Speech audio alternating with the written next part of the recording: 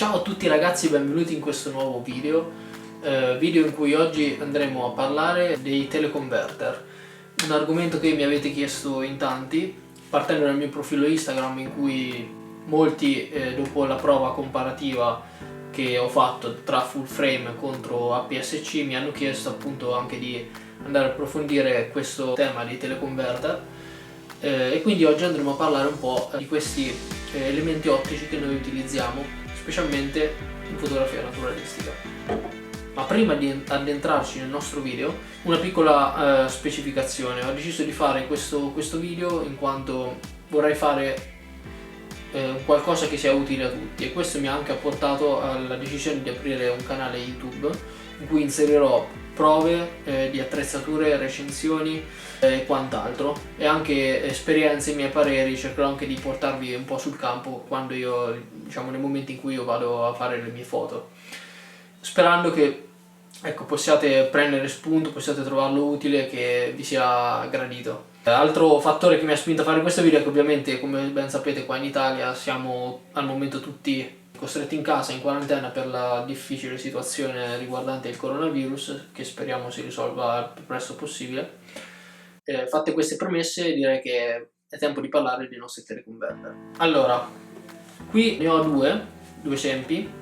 I serie 3 di Canon, gli extender serie 3 di Canon. La stessa cosa la fanno esattamente uguale anche altri brand come Sony e Nikon. In generale i più utilizzati sono appunto questi due. Abbiamo l'extender 1.4 e il 2x. Cosa significano questi numeri? Semplicemente ci dicono il fattore di moltiplicazione, quanto andiamo ad aumentare la lunghezza focale della nostra lente. Allora, Canon, come ho già detto, fornisce l'1.4x e il 2x, ma ci sono brand come per esempio la Nikon che fornisce anche l'1.7. Qual è l'utilità di andare a moltiplicare appunto la focale della nostra lente? Che maggiore è la focale del nostro obiettivo, maggiore è l'ingrandimento che noi avremo. Quindi questi sono oggetti che sono estremamente utili in fotografia naturalistica e che noi utilizziamo molto per appunto andare ad ingrandire un soggetto lontano o un particolare. Il suo principale utilizzo quindi è proprio questo: andare ad estrapolare, tentare di estrapolare un dettaglio maggiore quando noi ci troviamo a scattare con un soggetto che non è alla distanza che noi vorremmo o alla distanza ottimale per la nostra lente. Una cosa importante da dire è che questi elementi sono a tutti gli effetti degli elementi ottici che funzionano attaccandosi praticamente tra la nostra macchina fotografica e l'obiettivo che noi utilizziamo. In questo modo andiamo a mettere un teleconverter. Molto semplicemente si mette questo elemento fra la macchina fotografica e l'ottica. Come ben vedete c'è, diciamo, una sporgenza che emerge dal teleconverter. Vale lo stesso anche per l'1.4, ok? Queste sporgenze fanno sì che non possano montarsi su tutte le lenti, chiaro? Quindi anzi, questi sono principalmente degli elementi che vanno a montarsi su lenti fisse, quindi raramente noi le andremo a montare su ottiche zoom per diversi motivi che a breve vi spiegherò. E diciamo solitamente si usano appunto sui teleobiettivi, perché su una lente come per esempio questa qua, come vedete, non ci sarebbe nemmeno lo spazio fisico per inserire un converter. Quello che va detto è che l'utilizzo di questi elementi sugli zoom è fortemente sconsigliato, perché la perdita di qualità utilizzando questi teleconverter è molto maggiore rispetto a quando noi li andiamo ad utilizzare su delle ottiche fisse. Gli obiettivi fissi sono solitamente dotati di una qualità ottica migliore e autofocus migliore, tutta una serie di elementi. Sotto tutti i punti di vista prestazionali l'ottica fissa è migliore di quella zoom. Questo fa sì che queste ottiche, anche quando noi andiamo a montarci appunto dei teleconverter, possano comunque rendere abbastanza bene. Ovviamente non sempre questo accade, perché dipende molto dall'ottica che noi utilizziamo, dalla macchina fotografica con cui la accoppiamo. Partiamo innanzitutto dai vantaggi. Allora, ho organizzato questo video in due, diciamo, macro sezioni. Prima vi parlerò dei vantaggi dell'utilizzare questi teleconverter e secondariamente andremo a vedere tutti gli svantaggi che comporta l'utilizzo di questi elementi qua. Allora, partendo dai vantaggi che abbiamo, troviamo che sostanzialmente è solo e soltanto uno. Mi spiego meglio, cioè il principale vantaggio che abbiamo utilizzando questi elementi è il fattore moltiplicativo che vi dicevo all'inizio sulla lunghezza focale del nostro obiettivo. Cioè, per esempio, qua abbiamo l'1,4 per, vuol dire che andrò a aumentare la lunghezza focale del mio obiettivo di un fattore pari ad 1,4. Cioè noi andiamo a moltiplicare la lunghezza focale del nostro obiettivo nativa per 1,4, mentre nel caso del 2 per noi la andiamo a moltiplicare per 2, quindi sostanzialmente avremo un raddoppio una duplicazione completa della nostra lunghezza focale. Quindi se noi per esempio avremo un 400 mm, con l'utilizzo del 2 per saremo a 800 mm, mentre con l'utilizzo dell'1,4 per su un 400 mm avremo 560 mm. Ok? Sostanzialmente questo è il principale vantaggio.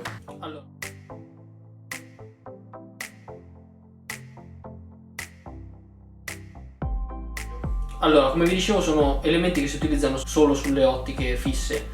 Qualcuno li utilizza anche sui zoom, ma il degrado che l'utilizzo comporta sulle ottiche zoom è molto importante, sia in termini di qualità d'immagine che l'autofocus. Cioè non avremo un reale vantaggio utilizzando questi elementi rispetto per esempio a fare una foto con la lunghezza focale standard e andare a cropparla, ritagliarla. Almeno questo è quello che ho potuto verificare nella mia esperienza, avendo utilizzato per anni un'ottica zoom.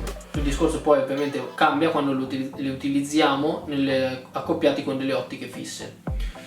E tanto più qualitativa sarà l'ottica, sia in termini appunto di nitidezza, in termini di autofocus, ma anche in termini di rapporto focale, quindi quantità di luce che l'obiettivo lascia entrare, tanto più questi elementi ci daranno dei risultati buoni, ok? Questo ci porta ovviamente a parlare di un altro aspetto, che sono gli svantaggi, che sono direttamente correlati a quanto stavo appunto dicendo. Quello che vorrei dirvi è che prima di addentrarci appunto su tutti i lati negativi dell'utilizzare questi extender, vi vorrei dire che secondo il mio personale punto di vista, secondo la mia esperienza e il mio utilizzo, il vantaggio che questi extender comportano utilizzandoli con un'ottica di qualità è reale, è molto tangibile, perché se noi andiamo a scattare un soggetto lontano utilizzando questi elementi qua,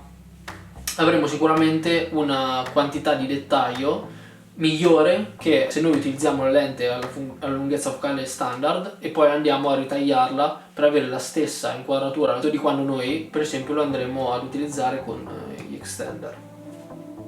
Quindi vi ripeto, secondo la mia personale esperienza e secondo il mio punto di vista sono assolutamente funzionali. Però ovviamente tutto questo comporta un prezzo, che quando si tratta di extender è abbastanza importante. Ho fatto alcune prove che vi farò vedere a breve, e quello che ho notato, secondo i miei test, secondo le mie comparative, sono diverse cose. Ci sono diverse cose da tenere appuntamente quando noi andiamo ad utilizzare i teleconverter. Quindi, come vi ho detto, il vantaggio sostanzialmente c'è se noi ne abbiamo veramente bisogno, perché altrimenti gli svantaggi che noi avremo utilizzando gli extender sono diversi. Prima di tutto il calo della qualità d'immagine. Allora, partiamo con il dire che tanto più noi utilizziamo un extender spinto, tanto più noi andiamo ad aumentare la lunghezza focale del nostro obiettivo tramite questi extender, tanto più il degrado di immagine sarà apprezzabile. Diciamo subito che non esiste nessun teleconverter di nessuna marca che ci permetterà di non avere perdita di qualità di immagine. Questo vi potrà sembrare in controtendenza a quello che ho detto prima, cioè che noi utilizzandoli avremo una maggiore quantità di dettaglio, ma la perdita di qualità di immagine si intende a parità di distanza da un oggetto. Se noi scattassimo con la lente diciamo liscia senza gli extender, e se noi invece ci mettiamo ad una distanza tale da avere la stessa medesima inquadratura con gli extender, voi noterete un calo di nitidezza molto importante, che è tanto maggiore quanto più noi andremo ad spingere con questi elementi sulla nostra lunghezza focale. Quindi è chiaro che con un 2x avremo un degrado di qualità molto maggiore rispetto all'1.4.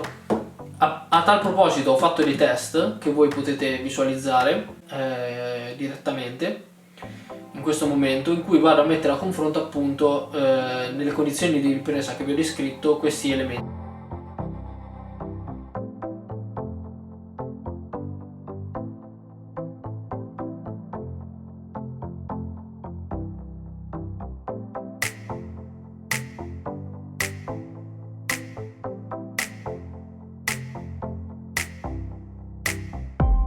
Come potete vedere, la differenza di qualità utilizzando il 2x rispetto all'ottica liscia a parità di inquadratura. Quindi è successo che per fare il test sostanzialmente ho messo l'extender e mi sono messo più lontano per avere appunto la stessa inquadratura che avrei se utilizzassi l'ottica liscia, e da questo appunto ho potuto constatare che a parità di inquadratura la perdita di dettaglio è molto importante. Ovviamente il discorso è diverso quando noi ci troviamo nella situazione reale, cioè che abbiamo un soggetto distante e quindi noi cercheremo di aumentare il nostro ingrandimento per andare a carpire più dettagli e avere un'immagine un po' più dettagliata appunto. In questi casi, come vi ho detto, l'extender si utilizza con profitto. Altro aspetto importante, molto importante da andare a sottolineare, è la perdita dei punti autofocus. Io ho i manuali delle mie macchine fotografiche, mi sono andato a verificare, ci dovrebbero essere su tutti i manuali di tutte le marche, di ogni macchina fotografica, portata la lista della quantità di punti autofocus che noi abbiamo utilizzandoli in combinazione con i vari extender.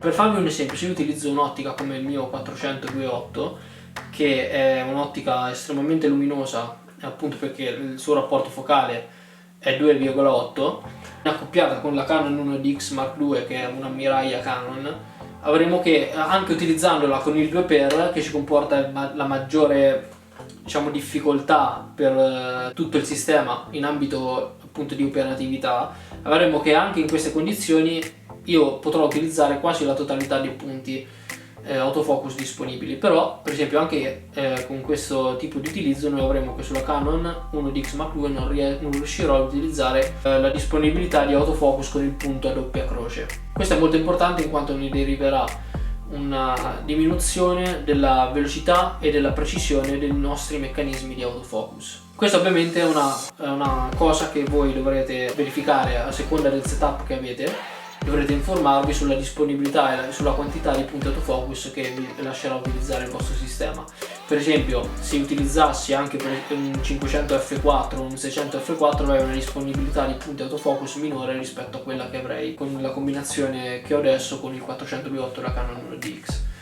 E si parla comunque di ottiche molto performanti e molto costose. Il mio consiglio quindi qual è a questo punto? Quando voi utilizzate gli extender su reflex, di utilizzare il punto centrale, perché se non riuscite a capire quanti sono solitamente i punti che voi potete utilizzare con la vostra combinazione, la soluzione del punto centrale, che solitamente è comunque quello più affidabile, quello più sensibile, vi consente comunque sia di portare a casa degli scatti anche in condizioni difficili. È chiaro che in questi casi non potrete magari normalmente switchare tra i vari punti autofocus, perché non tutte le ottiche e non tutte le reflex ve lo permetteranno. Rallentamento dell'autofocus. Questo dipende specialmente dalla reflex che noi utilizziamo, ma anche ovviamente dall'ottica. Più noi andremo a moltiplicare la nostra lunghezza focale, maggiore sarà il rallentamento che noi avremo quando andremo a cercare di inseguire un soggetto, specialmente se quest'ultimo è in movimento rapido. Diciamo, il peso e lo sbilanciamento che si viene a creare su un obiettivo, specialmente come il mio, che è molto pesante. Se voi avete un'ottica che comunque pesa più di 2,5 kg e sopra 3 kg, riutilizzando questi elementi noi andremo ad aggiungere peso e anche uno sbilanciamento della nostra combinazione reflex macchina obiettivo, ok? Macchina fotografica obiettivo. Questo farà sì che se noi lo utilizziamo spesso a mano libera, noteremo che o tende la nostra ottica a sbilanciarsi all'indietro o in avanti, insomma dipende da quello con cui scattiamo, però sostanzialmente voi potrete notare questa cosa che vi dico. L'altra cosa di cui mi sono accorto utilizzandoli molto assiduamente è il fatto che noi andremo a mettere tanti elementi, tanti attacchi, diciamo, perché abbiamo l'attacco fra l'obiettivo e l'extender e l'attacco fra l'extender e la macchina fotografica. Noi andremo appunto ad introdurre dei giochi sulla nostra accoppiata macchina fotografica e obiettivo, perché tutte queste baionette che si devono incastrare fra loro non tutte sono perfettamente uguali, anche perché qualcuna si utilizza di più, qualcuna di meno. Questo fa sì che si vengono a creare dei micro spostamenti, dei micro movimenti che oltre, diciamo, al rischio di poter danneggiare sia i contatti dell'ottica e dell'obiettivo e quelli della macchina fotografica, ovviamente potranno anche far sì che ci saranno dei minimi spostamenti che magari vanno a far cadere il punto autofocus anche 1 millimetro, mezzo millimetro avanti o indietro, e creerà una perdita di qualità dell'immagine della nostra accoppiata. Altro punto che noi adesso andremo a sviscerare è il fatto che quando noi utilizziamo questi extender innegabilmente ci porteranno ad una lentezza operativa, nel senso che se noi ci troviamo in condizioni particolari in cui magari si presenta una scena che noi non avevamo preventivato, oppure c'è un soggetto che passa velocemente, un movimento rapido, noi se abbiamo bisogno di più ingrandimento, ad esempio vi passa un lupo lontano, è una situazione che sicuramente voi vorrete fotografare, ma essendo molto lontano voi non vi troverete in quel momento con l'extender montato, e quello che dovrete fare è andare a svitare i vostri tappi, andarli a montare l'extender sulla macchina fotografica e poi montare la macchina fotografica e l'extender sull'obiettivo.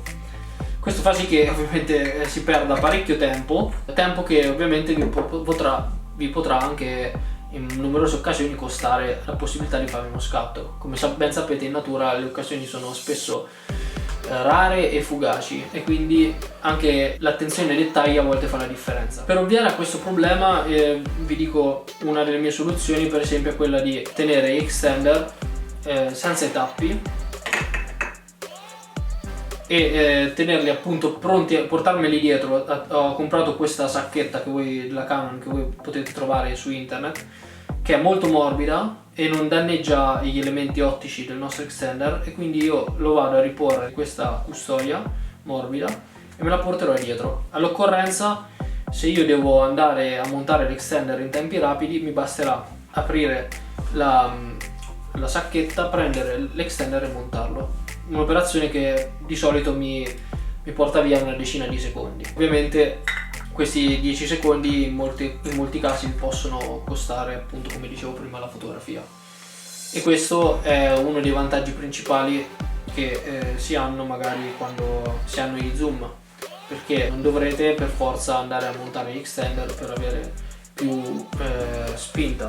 È anche vero che su molti fissi noi potendo mettere il moltiplicatore 2x, andremo ad ottenere una lunghezza focale e un ingrandimento che non potremo mai raggiungere con nessuno zoom nativo. Per esempio, utilizzandolo già su un 400 mm noi saremo con un 2x ad 800 mm, cosa che da quanto mi risulta nessuno zoom riesce a raggiungere gli 800 mm di focale. Se utilizziamo un 500 saremo a 1000, se utilizziamo un 600 addirittura 1200. Quindi questo sicuramente è un vantaggio molto importante che possiamo ottenere utilizzando questi elementi qua. Se per esempio voi scattate prevalentemente a V-Fauna, l'utilizzo degli extender vi sarà molto utile, specialmente quando noi abbiamo un soggetto piccolo e lontano. Allora, solitamente tra questi due extender quello che si utilizza di più appunto è l'1.4, perché risulta un compromesso migliore come qualità di immagine, autofocus e perdita di luce rispetto al 2x, che ci dà tanta lunghezza focale, ma ci comporta anche un rallentamento dell'autofocus e della precisione evidente, e soprattutto ci porta anche una perdita di luce di 2 stop rispetto all'1.4, che invece ci determina una perdita di luce di soltanto 1 stop. Questo ci porta direttamente a parlare dell'ultimo punto, che cioè è la perdita di luce. Perdita di luce significa tante cose, significa dover aumentare ISO quando noi scattiamo, perché appunto avremo meno luce, significa avere una profondità di campo maggiore, quindi un minore stacco del soggetto dallo sfondo, e questo fa sì che l'utilizzo di questi extender sia da prendere veramente con le pinze, perché appunto in fotografia naturalistica spesso ci troviamo a scattare in condizioni di luce al limite, perché gli animali si muovono spesso all'alba o al tramonto.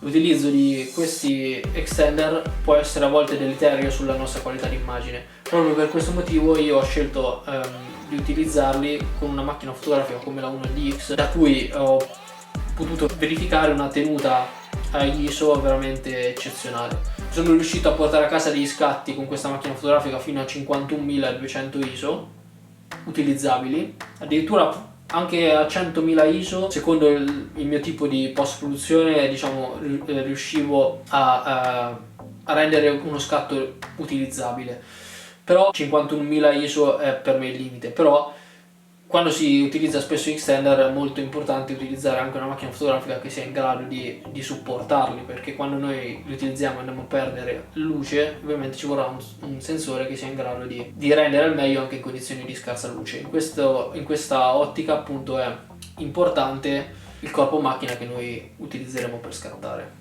Altra cosa da dire è che appunto, come vi dicevo, la quantità di stop di luce è molto importante. Perdere 2 stop di luce con il 2x significa che se io scatto con una lente come il mio 400-2.8 sono comunque a 800 mm f5.6, che rimane comunque una lente molto luminosa. Se noi utilizzassimo un 500 f4 un 600 f4 moltiplicati con un extender come questo, ci troveremmo a scattare ad f8 se noi montassimo il 2x, rispetto magari all'1.4 in cui su un'ottica che nativamente parte come il 500 o il 600, che hanno un rapporto focale di f4, con l'1.4 ci troveremo a scattare ad f5.6. Queste sono tutte cose da considerare quando si va a scattare in natura, perché ogni fotografo naturalista dovrebbe essere molto preoccupato quando si va a perdere degli stop di luce, perché come vi ho detto, gli animali, le situazioni più belle che spesso si presentano sono quando il sole sta per tramontare o sorgere, quindi condizioni con poca luce. Come vi dicevo, altra cosa da valutare è la variazione della profondità di campo che questi ci comportano, che fa sì che appunto il soggetto tenda ad essere un po' meno staccato dallo sfondo. A questo contribuisce anche il fatto che solitamente noi abbiamo un file meno inciso con gli extender, perché avremo una precisione dell'autofocus minore. Ultima cosa di cui vi vorrei parlare, di cui mi sono reso conto utilizzando spesso questi extender, è il fatto che se noi per esempio ci troviamo in macchina, oppure ci troviamo in escursione in montagna, ci si presentano occasioni che noi dobbiamo fotografare, sempre in condizioni di luce un po' scarsa, ci troveremo a fare i conti anche con il fatto che, operando a focali molto spinte, spesso anche la stabilizzazione della nostra accoppiata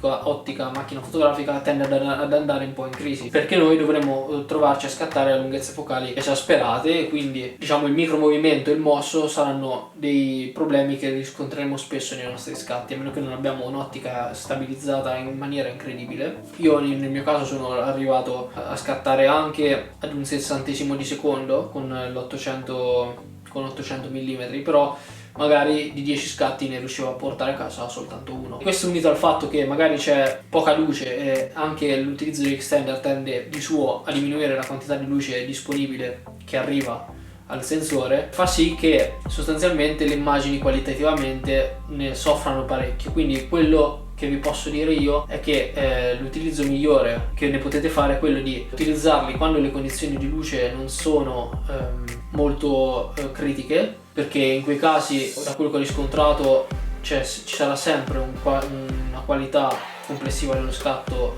peggiore, quindi vi consiglio di utilizzarle quando ci saranno le condizioni di luce buone, discrete, e per utilizzarli per riempire il frame. Cioè, se voi avete un soggetto a quella distanza in cui utilizzando gli extender voi riuscirete a riempire il fotogramma della vostra reflex, perché se voi andaste per esempio a mettere il 2 per avere la massima lunghezza focale possibile, poi andrete a operare anche un ritaglio su questa immagine, 9 volte su 10 state sicuri che vi troverete una qualità inutilizzabile, specialmente come vi dicevo se si è a scattare in condizioni di luce molto critiche.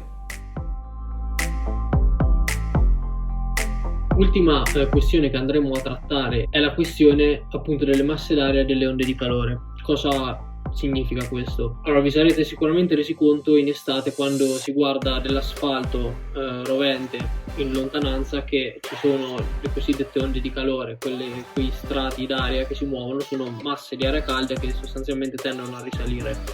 Questo fenomeno è molto importante in fotografia, specialmente quando si tratta di extender, perché aumentando la lunghezza focale del nostro obiettivo andremo ad interporre più strati d'aria, più aria fra noi e il soggetto che vogliamo fotografare. Questo fa sì che spesso, anche se noi saremo bravissimi con l'autofocus, con la macchina fotografica e faremo tutto perfettamente, le immagini potrebbero non venire in ogni caso nitide, perché appunto più strati d'aria, più massa d'aria andiamo ad interporre tra noi e il soggetto, più la qualità dell'immagine ne può risentire, specialmente nelle giornate calde. Un'altra cosa da tenere presente quando si utilizzano gli extender è la temperatura dell'aria e il punto in cui ci troviamo a fotografare. Per esempio, in queste condizioni potrebbero essere favorite in maniera maggiore le aree, le zone in cui sono presenti delle aree in ombra e che quindi presentano una temperatura più fredda, e quindi si tende meno a generare questo fenomeno, questo surriscaldamento, che poi andrà a produrre